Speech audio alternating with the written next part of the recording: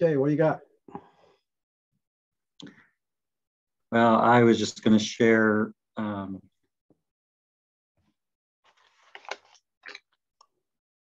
I was trying to get my bits and pieces together to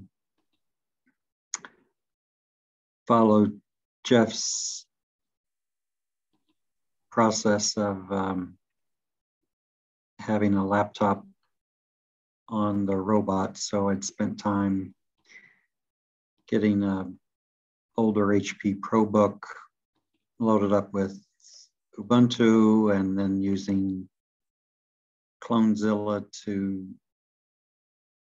so I installed Ubuntu 20, and then ROS, what is it, Indigo maybe, on that, and then stopped and used Clonezilla to make a clone image on the USB drive, so that if I ever had to put it back right at that point, I would at least have that point stored. So that was interesting, and then started gathering up the bits and pieces to start to put another set of components together. And so at the moment, some of the components that have been gathered, that's about as far as I can zoom in, are a couple of LoRa devices, a makeshift joystick with a couple of potentiometers connected up to it, a motor controller for the steering motor, 12-volt power distribution, super servo to run the transmission, something to catch odometry from the rear wheels. This is a series of LiPo batteries connected in series to would provide more than 12 volts, but to use as a 12-volt battery, and a USB hub that runs, you probably can't see that, but that says DC 12 volt there. I don't know that I'll need this, but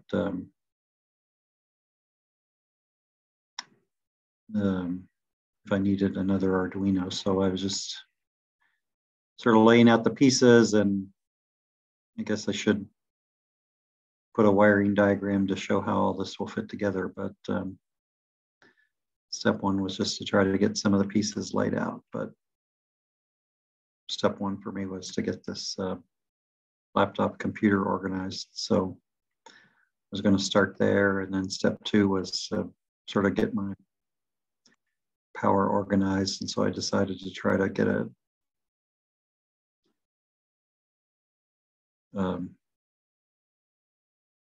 lithium-ion battery organized, and a battery charger sitting there for whenever I need that. But yeah, so that's where I'm at the moment.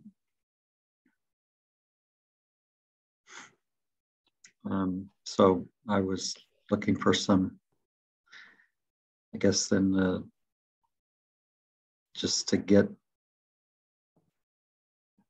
these two things talking,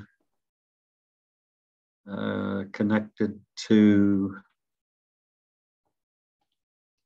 this laptop. So I guess maybe this joystick talking to one of these, and this talking to that laptop would probably make sense to be sort of step number one, I guess. Sort of makes sense to me. Don't know if you want to offer any input on that or not. Well, your laptop looks exactly like the one I'm using for my robot laptop. That's cool. It looks like a 645. Didn't realize that the model number is there. Yeah, I have no idea what my model is, but it looks the same. Mine is a ProBook.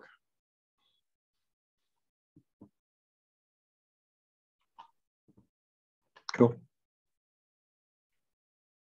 I see you're getting all your parts together and putting them in one spot. And I was going through and I just started writing up a list of things. I thought, you know, it is to the point where the last couple of days it was warm enough that it wasn't cold. And I thought, you know, I could go outside and start doing stuff.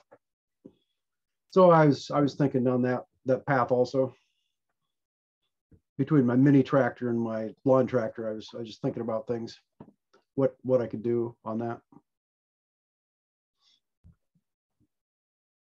But you have what's connected to your joystick is your main controller, right? Well, my joystick, if you weren't sharing your screen, this would show up a little better, but you know, I've got my remote control box that I built. So here's my remote control box, and it's got two joysticks that connect to a radio, which talks to the radio on the robot, and that connects to my low-level microcontroller. And for my lawn tractor, I don't know what I'll do on that. I just got to get it moving first, get all the pieces put in, and you have all your parts laid out. Well, I did this, which you probably can't read this, but this is just a list of things that I decided I need to go through and do to get. After I looked at this list, it specifically looks like it's for the lawn tractor stuff, not for the mini tractor. Mini tractor is put back together. My camera screwed up again. I was up there and I was trying to read it. Soldier, what was it? Solder, maybe? So solder feedback wire on servo. So I've got a giant RC servo on the transmission. I just want to put a feedback wire on that so I know what that's doing. Then I just had I had it all put together. I had the giant RC servo bolted to the back of the vehicle, and that was let me turn off my background since my camera's not going to work today. None. Okay. So I had it bolted on there, and it looks like it will move the transmission arm back and forth.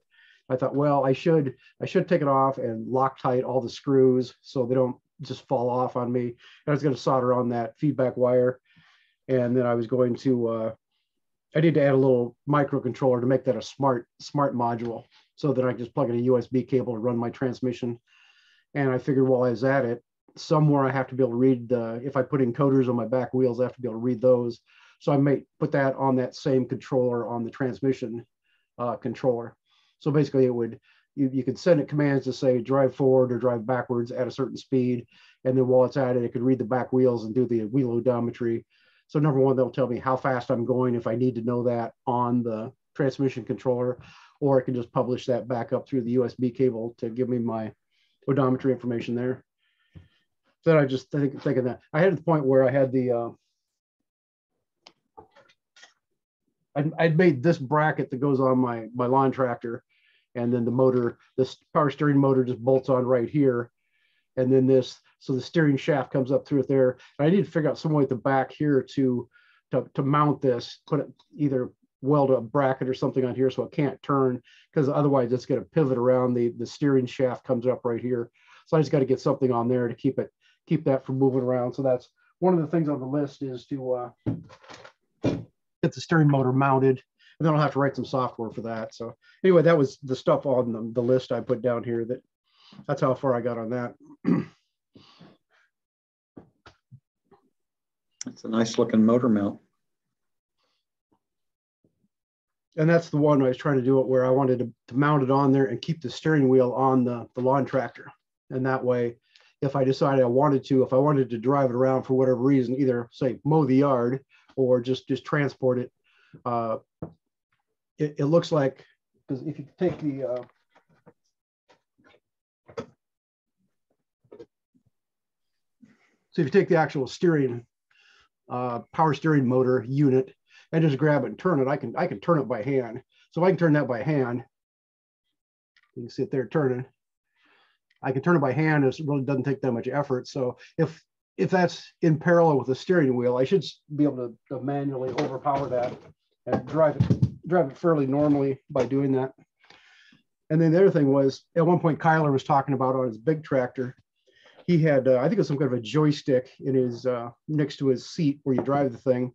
And the joystick would then generate either a CAN signal or some kind of wires coming out of it. And that would normally go to whatever controls the transmission on his vehicle, on his big tractor. And he simply put an Arduino in between there. So if you want to, you can move the joystick and drive the tractor manually by doing that, or the Arduino would say, okay, turn it over to controls coming from the big computer. So at moment's notice, he could flip back and forth between manual mode or automatic mode, and he would still have, you know, it'd be relatively intact at that point. And then at Danfoss, not the tractor that we did, but the one that they have down in Ames, they started off with, I think it's a John Deere like 3020 or something. So it's a smaller tractor. It's about the size of the tractor that Bob has, I think. Bob's got that, not Kubota.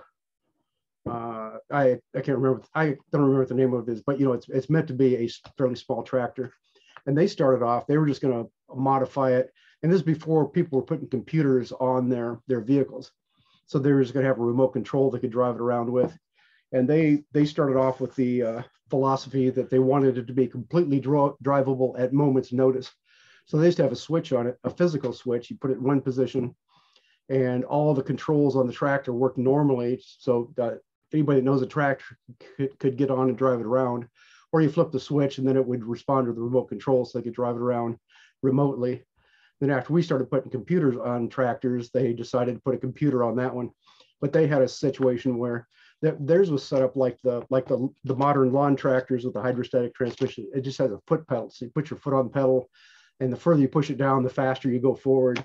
And I think they had a second pedal for reverse. So basically, they just disconnected the mechanical linkage between there and put some kind of a sensor on the foot pedal. I don't know if it's a potentiometer or some fancy Hall effect sensor or whatever it was, but they had a way to measure the position of the foot pedal. And then they'd feed that signal into their little Danfoss controller that was the equivalent of say a low-level controller that we put on our stuff. And then they were just left with a mechanical situational hydrostatic transmission, again, like people are finding on the lawn tractors. So they had a shaft sticking out the side. So they built their own, essentially an RC servo. They took a big geared motor that was out of the, it was made, I think, to run hydrostatic transmissions in the, what they call zero-turn mower industry. So they had big zero-turn mowers, and they put one of these on each side. They had two hydrostatic transmissions. And the thing was is generally just a motor with gear reduction, and then some kind of a feedback like potentiometer or something on it. They bolted one of those to the side of their transmission and then used their Danfoss controller to do closed loop control of that. So they had that situation where they could just put the switch in manual mode and it would read the position of the foot pedal. And then based on that, it would adjust the hydrostatic transmission to drive forward or backward at that point. You just drive by wire at that point. Right. And then again, they started off, their whole philosophy was they wanted to work just like a normal tractor, and they just have a switch that puts it in some extra mode that they had. So I was thinking on mine, because I don't want to totally destroy my lawn tractor. I may never do anything with it, but again, if I get it all hacked up, then it's not really good for anything if I don't continue on and make it a ROS controlled vehicle. So that was kind of my philosophy on that. I was just looking at ways to make that work. Make it work better, make it work in the long run. I know that emotion. And I know what you and Matt did was pretty drastic. You simply cut off your steering wheel shaft completely and then added the motor onto it. Now, I think what Juan did, he took a steering wheel off at the top and have the motor sticking up. You know, here's the top of the vehicle. It had a steering wheel right here. He took the steering wheel off and put the motor right on top of that. So he just coupled to the shaft there.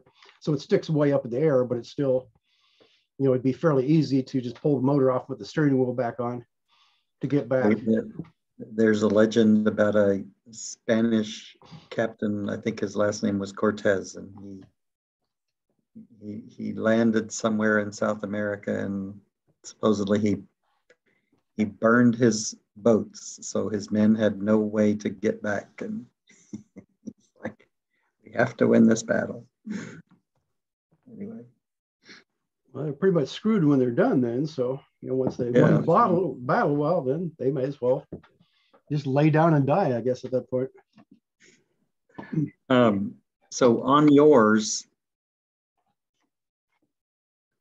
so your joystick feeds the microcontroller. What, I'm assuming that's an analog signal coming out of your joystick into that whatever microcontroller you've got plugged into those joystick potentiometers. In my remote control box, yes, it's just a analog joystick. Just puts out it's a potentiometer on it, and I've got wired so it puts out a voltage. So yes, the voltage coming off the potentiometer on the joystick just goes to an analog input on an Arduino-like controller board. It happens to be a board that's got like a processor and a radio both on the same board, but you can think of it as an Arduino. And then did you write, is it just your own protocol then? I mean, is it just an X and Y value that you're transmitting over the LoRa to the other microcontroller, or is it anything? I just have a loop that runs, and it says, the first thing it says, read the X value off the first potentiometer, read the Y value, go to the second potentiometer, read the X and the Y value there. These are just 4 analog values.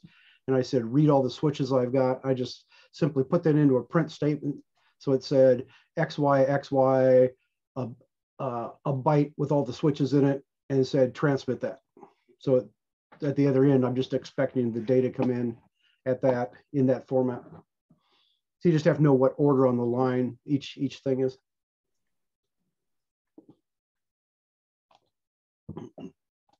So everything is, I mean, it's nothing,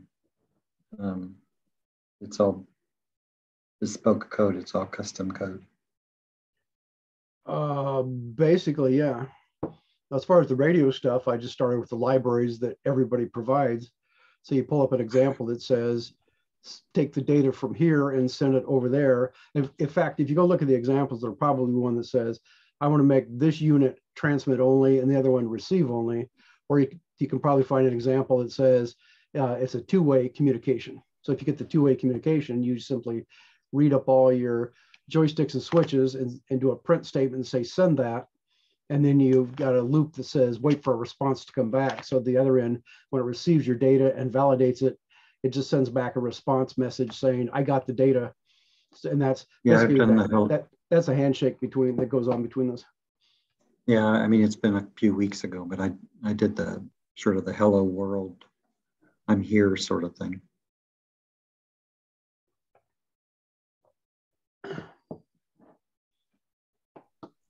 So it's really a matter of when you pull up the libraries, they've got a lot of stuff already built in as far as, how do you get data reliably from point A to point B, and how do you validate that it got there?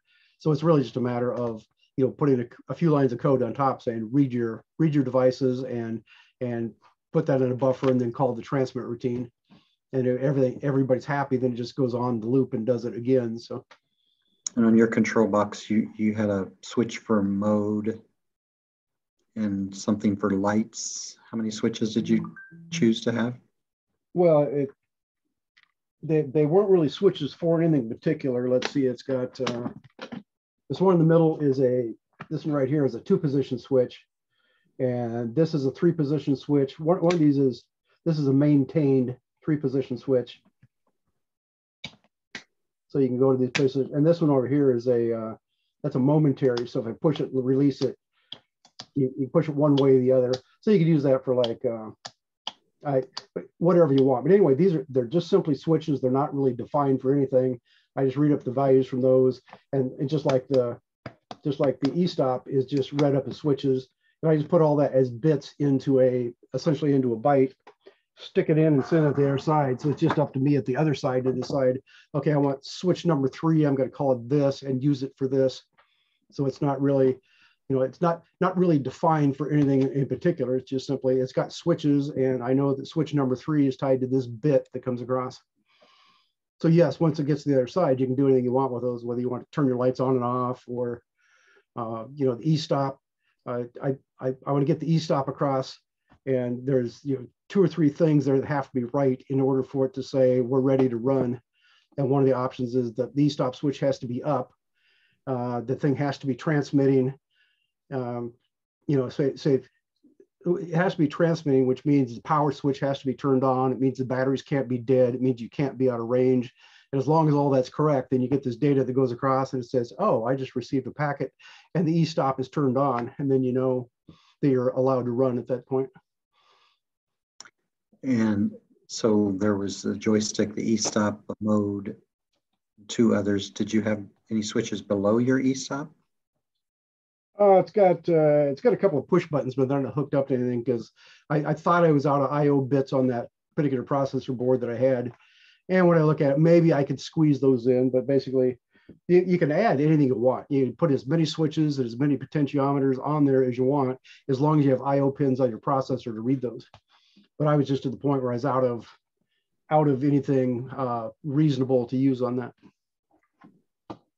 But I know your board is going to have more I/O on it, so you can keep putting stuff on until you run out of pins to hook stuff up to, basically.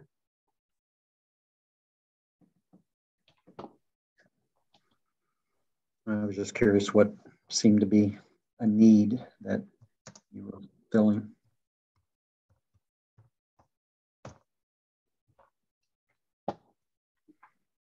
Well, the need was simply that I needed a box I could carry around that, number one, gave me an e-stop function.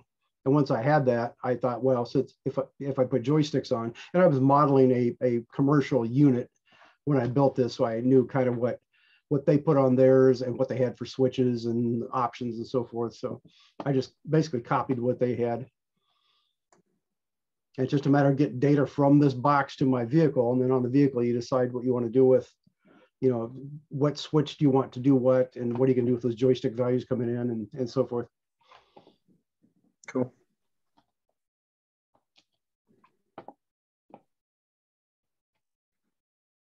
Anything else going on in your world? So the other thing is I need to put my mini tractor back together, because I'd taken that apart sometime this winter, and I don't remember why I did, but I need to find the pieces and get that put back together, because I should be able to take that outside and, number one, verify that it drives around. And then at that point, I think I've got code that will read data from a ROS computer into the low-level microcontroller. And basically, I was just sending across a message. I just call it my speed message or something, that said, here's the forward velocity and here's the other field for steering. And it's up to me to decide, do I want that to be a rotational velocity or a steering angle? And so once I get that, it's just a matter of verify that code is actually there and working. And then when I read in the data, I take the speed and send it right to my motor, and then take the steering, and I'll probably declare that to be a steering angle as opposed to rotational velocity. It's just a matter of applying a scale factor to that and feeding it to my RC servo on the front. And theoretically, then I could go out and drive my tractor around in my front yard. I may not trust it, but I should be able to turn it loose and hopefully not run into anything. So that'd be a step I can do there. That'd be awesome. So back on the software front, as I said on the last meeting, I loaded up that Olin 2 demo, and I could drive around, drive a 2-wheel differential drive vehicle around, and I dropped my model into that. So I had my 4-wheel vehicle in there, and I had the option. I could either take the Ackermann controller script from ROS1, which is a Python script that somebody wrote, and talk directly to Gazebo. Or once I went to ROS2, it turns out somebody's written a Gazebo plugin that will do Ackermann control. So I was able to put in that plugin into Gazebo and connect it to my vehicle, and I can drive it forward and backwards. But as I was pointing out, the steering acts funny on it. I wasn't quite sure why then, and I gave it a lot of thought and came up with a lot of reasons why it might not be working, and various things I ran into. Because one of them was, it turns out in ROS2 they've got a Prius car, so it looks like an actual Prius car. You know, it's got the nice rendered body and everything on it. And then they use that same Ackermann controller plug-in along with that. So they say, load this up and you should be able to drive it around. So I thought, well, that before I start hacking on the code that's out there to make my stuff run, I should verify this works with the real vehicle. So I loaded up the real vehicle, and sure enough, it'll drive forward and backwards. For some reason, it doesn't want to drive backwards very well. It'll drive forward at the speed I tell it. If I go backwards, it just very slowly backs up. And as it's doing that, the steering kind of wiggles back and forth. And what I noticed on both of them, whether it's my vehicle or the Prius, that when I move the joystick to move the wheels, the steering, if I turn it, say, to the left, you can see on the screen, you can see the wheels turn to the left.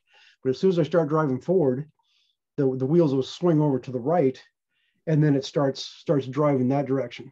So it's probably something about it's taking the forward velocity and the steering coming in, which they're using an actual Ackermann command, which means they are specifying rotational velocity.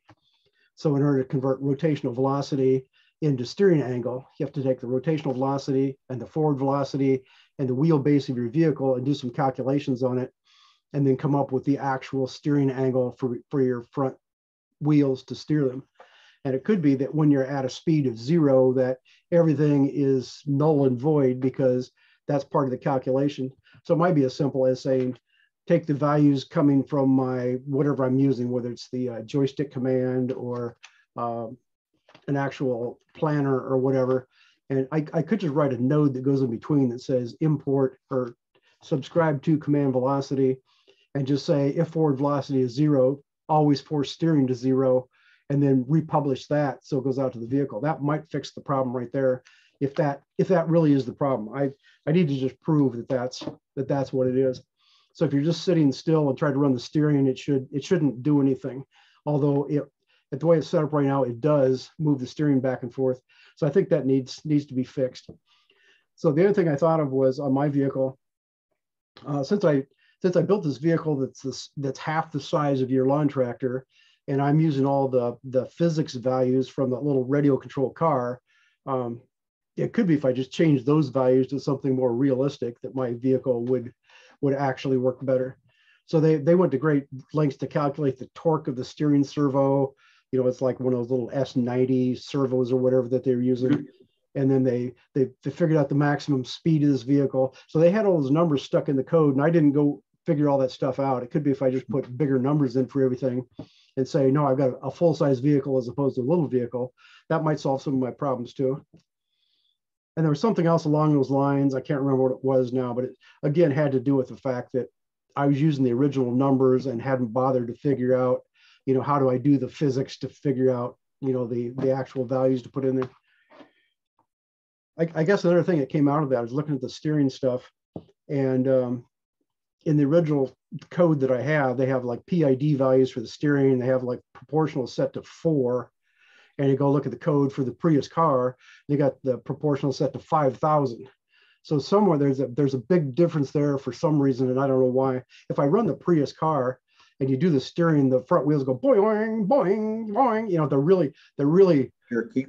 Yeah, they're set so tight that you try to turn and it'll jump over there and it oscillates and then comes to a stop and they go like that. So it could be that they've got their number set too high. It could be my number set too low. But that does bring up the next point, that the stuff for the Prius car under ROS2 the model is generated with SDF format, and SDF is the native modeling format for Gazebo. And under my stuff, I'm running URDF, which the things are slightly different. So it could just be that in one or the other, you specify the parameters for the say the control for the PID control is possibly just different because they're using the physics model differently, or you're specifying this physics model differently. Maybe that might be part of the problem there. So I did a lot of digging, and then I found it turns out they've also got a Prius car for ROS1. So I went and looked at that one, and their model is done in URDF instead of SDF. And they've got a Ackermann controller plugin that will talk to that as a URDF model, but they didn't use a standard input. They've got, instead of having either command velocity, or a modified command velocity or an Ackermann command coming in. They've got one 64-bit value that says forward velocity, another one that says steering, another one that says gear shift, and their shift is only forward, reverse, or neutral. And then they've got another for brakes. So you got four different values coming in to control the thing. I didn't really want that, but it does give me the ability.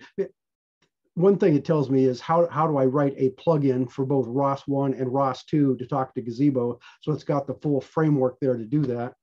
So I can either take that framework and put my own code in, or take either plugin they have and modify it. You know, if it's not doing what I want, I can put slight changes in to make it do what I want. So that's some other things I figured out on that. And there was some more digging. I found out that, you know, the little red tractor that's in the stage simulator for the ROS Agriculture lawn tractor simulator, it's got the little red tractor driving around. Well, that came from a web page from, I think it's Olin Robotics, which I think it's Olin. I think it's Olin College is where that's from. And it turns out they've got a full tractor defined in URDF, and they've got an Ackermann controller that will talk to that. And it looks, that Ackermann controller, again, is the modified version from the radio control cars. But it looks like when I look through it, they obviously knew more about software than I did when they wrote that. So that would be another thing I can compare it to. And just theoretically, I could just say, download that repository and compile it and be able to drive their tractor around. And that would be something I haven't tried yet, but I need to go down that path.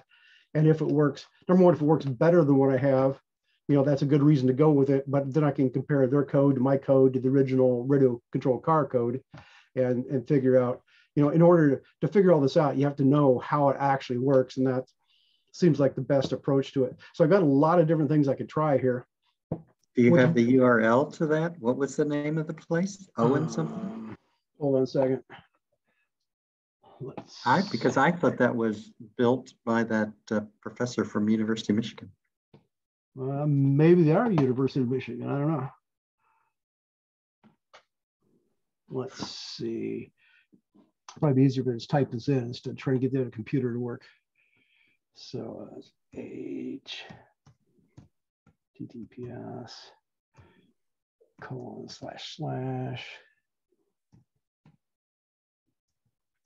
github.com/Olin Robotics tractor underbar sim. We'll try this here. Let me cut and paste this to see if it actually loads before I post it.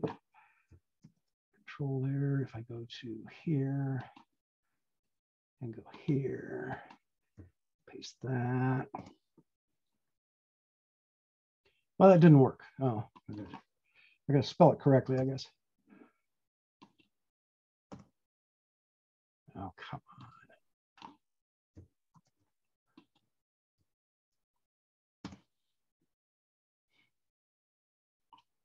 Okay, that works. So if I say, how do we get back to my chat? Chat.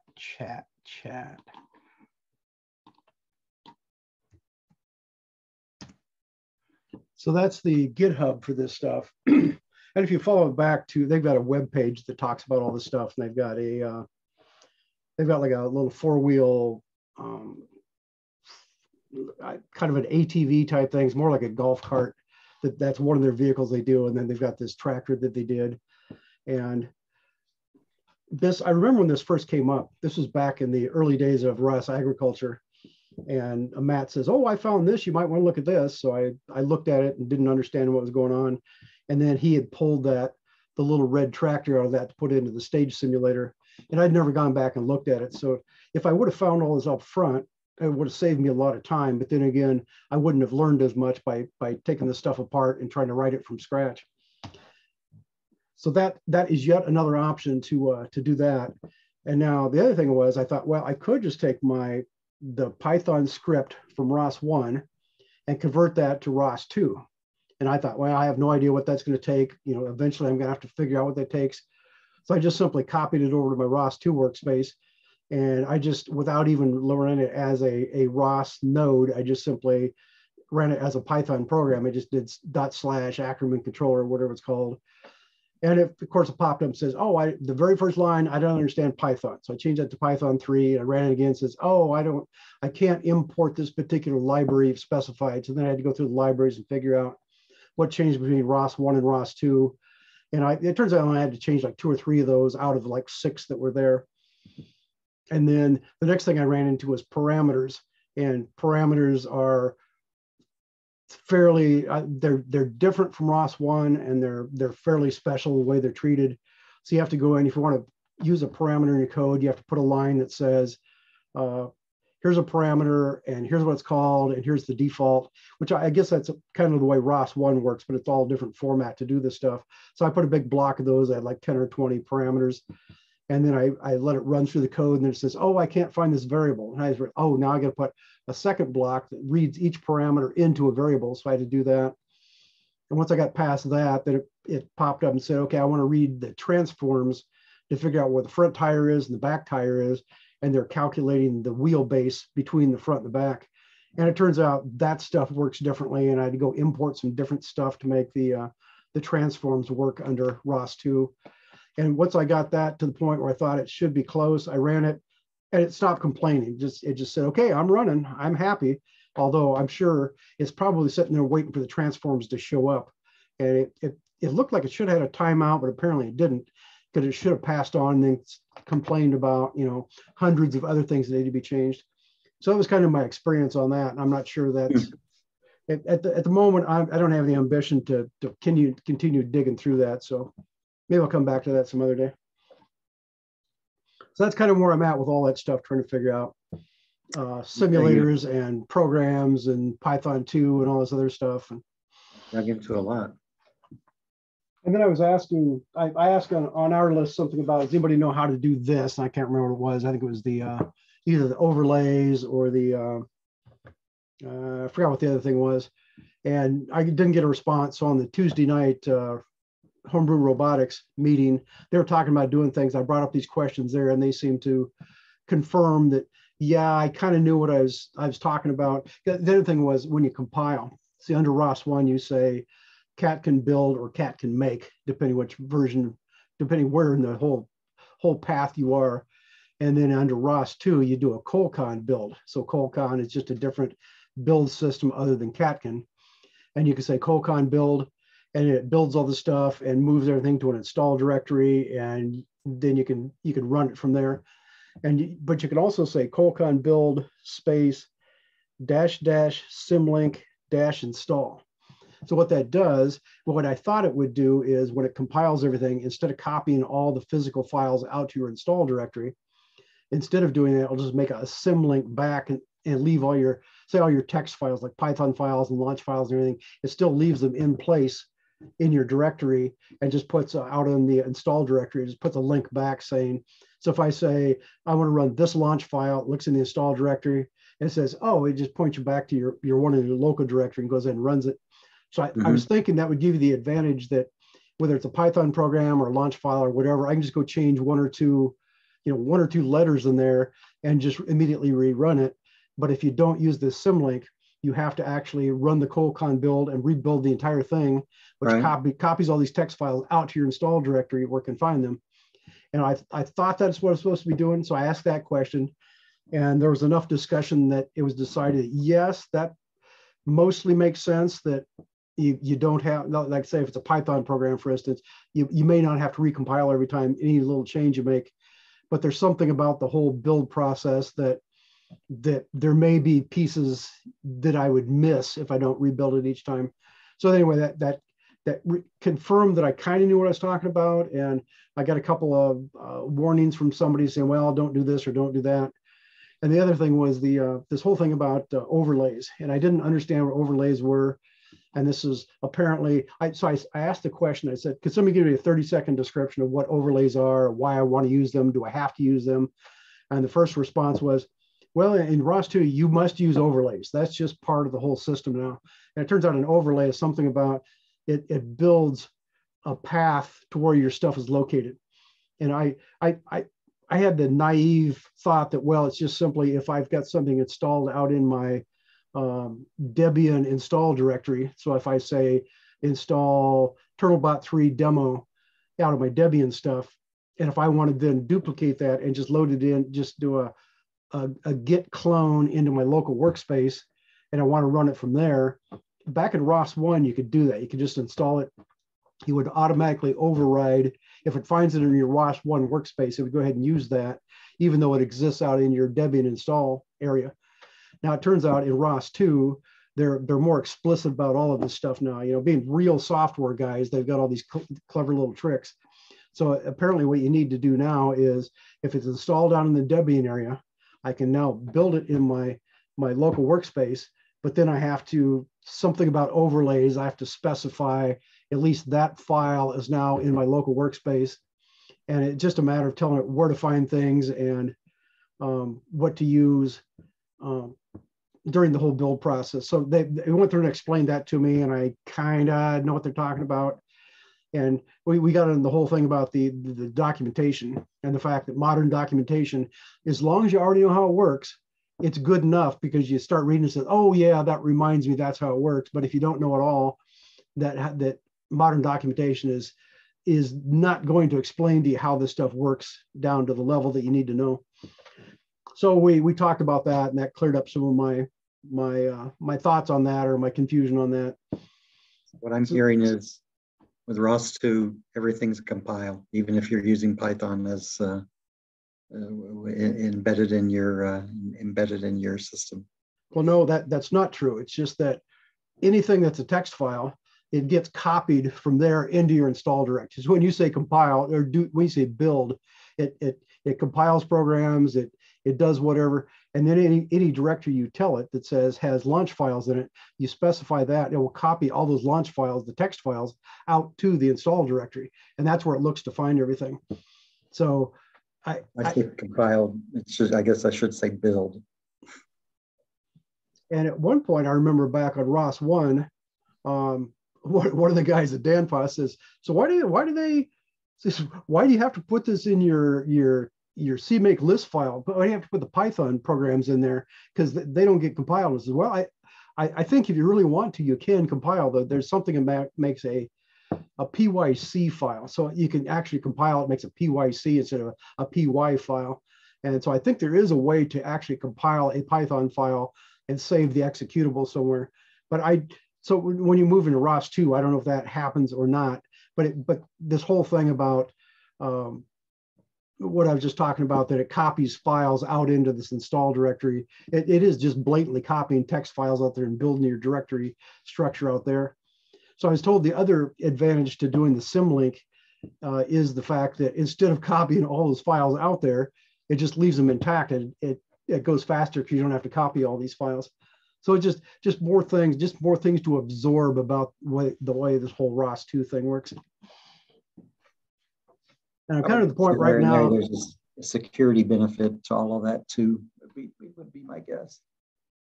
I don't know how much security is. Again, I'm guessing it's a real software guy type thing that, oh, that's the right way to do it or something. But right now, to me, it's just confusing and just causes more problems. So basically, you change anything in ROS2, you should do a build.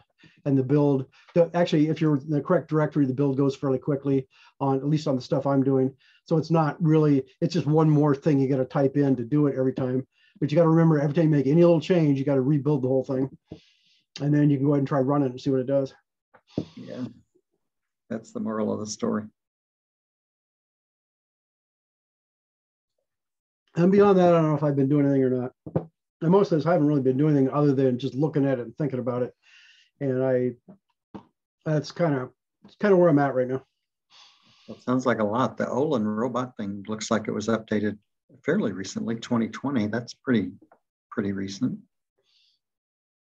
And somewhere it said something about some software being updated to ROS2, and I didn't track that down to find out if they actually updated the Python script that's the Ackermann controller, if they updated that to Python 2 or not. It might be something else they updated.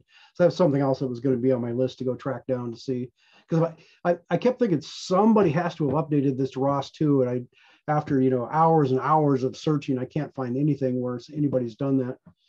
And if I could find somebody else that has done it, that I'd be light years ahead of where I'm at right now, you know, rather than trying to convert that from scratch.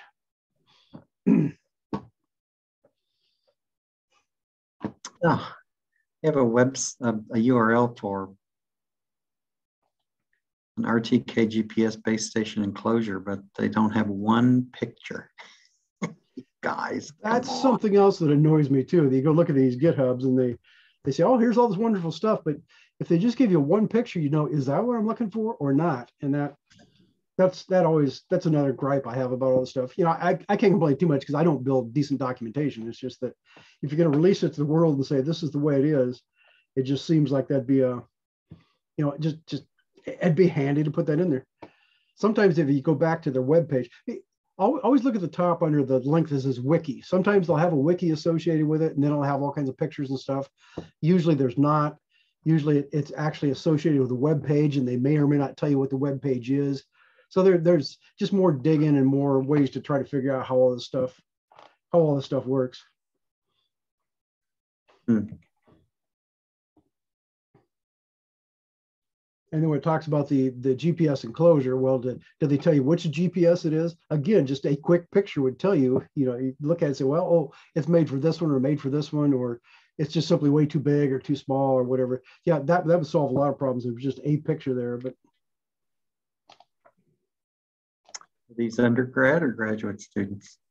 I think that was all undergrad, because if you go to their real web page, there's a YouTube video, and they point out these are all their undergraduate students, and you know, they come in not knowing anything about this. As long as they've got an interest, they teach them all this stuff from scratch and do all kinds of wonderful stuff. So sounds like a great place to go, but you know, I'm way beyond that at this point. I can never go back and learn stuff from scratch. You know, if I was a kid, I could do that, but it's way beyond me. Well, I would think you're learning a lot from scratch. Oh, I am, but that's not, you know, not really what I had in mind. Because when I think about it, you know, to learn ROS1, you know, I didn't work at a job doing ROS1. I didn't have all this stuff, and just over the years, you just slowly absorb this stuff till you get to the point you know how it all works. And now the switch between ROS1 and ROS2, now you got to go back and start from scratch and reabsorb all this stuff again.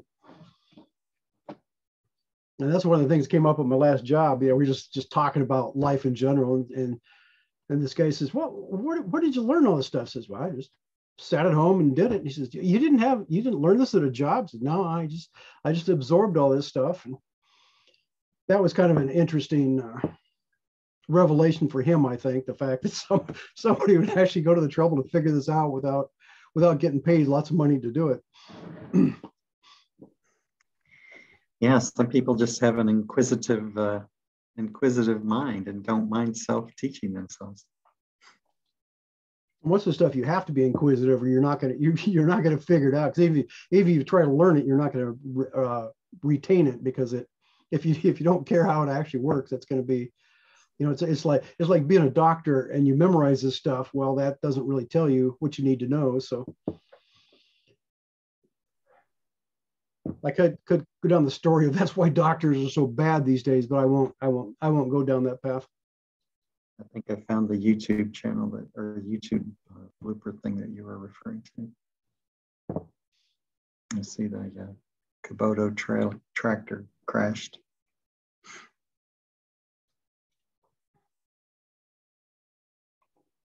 Again, I was trying to remember Bob's tractors, like Humatsu or Mahindra. He's got a Mahindra 4010, I think is what Bob has.